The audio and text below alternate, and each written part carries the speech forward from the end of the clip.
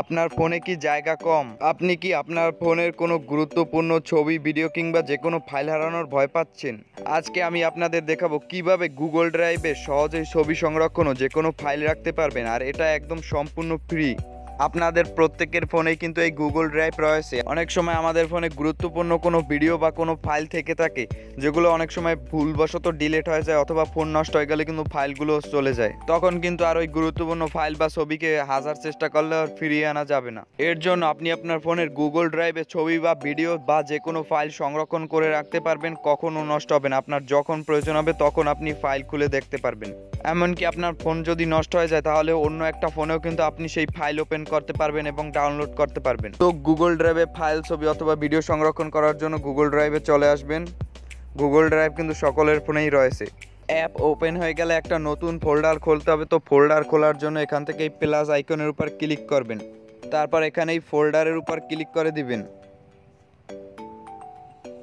ফোল্ডারের উপর ক্লিক করার পর এখান থেকে আপনারা আপনাদের ফোল্ডারের নামটা লিখে নেবেন। তো আমি একটা নাম লিখে নিলাম। ফোল্ডারের নাম লেখা হয়ে গেলে এখানে ক্রিয়েট এই অপশনটার উপর ক্লিক করে দিবেন।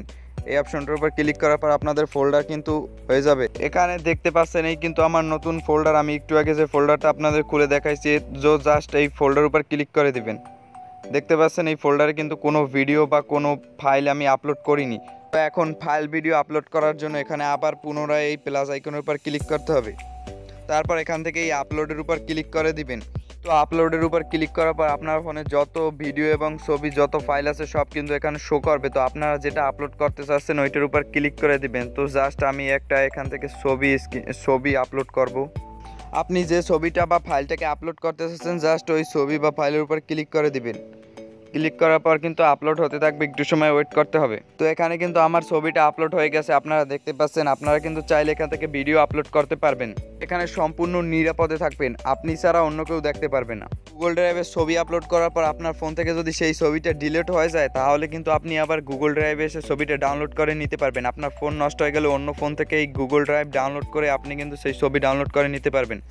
শুধু আপনার জিমেলটা মনে রাখতে হবে, যে জিমেলটা দিয়ে আপনার গুগল ড্রাইভটা লগ ইন করা আছে ওই জিমেলটা আপনার মনে রাখতে হবে। আপনি যদি আপনার ছবি বা ফাইল ওপেন করতে চান আবার গুগল ড্রাইভে চলে আসবেন। তারপর আপনি যে ফাইলটা খুলছিলেন ওই ফাইলটার উপর ক্লিক করে দিবেন।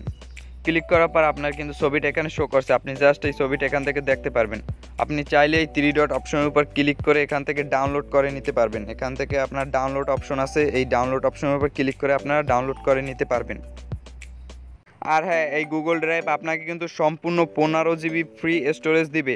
আপনি এই 15 GB ফ্রি স্টোরেজে কিন্তু ছবি ডাউনলোড করতে পারবেন, ভিডিও ডাউনলোড করতে পারবেন, ফাইল ডাউনলোড করতে পারবেন। আর যদি আপনার আরও স্টোরেজের দরকার হয় চাইলে আপনি টাকা দিয়ে আরও স্টোরেজ বাড়াতে পারবেন। আর এটি কিন্তু গুগলের নিজস্ব সার্ভার, একদম নিরাপদে থাকবে ছবি, কারণ এটা গুগলের নিজস্ব সার্ভার। তো বন্ধুরা, দেখলেন কিভাবে খুব সহজেই গুগল ড্রাইভে ফাইল রাখতে হয়।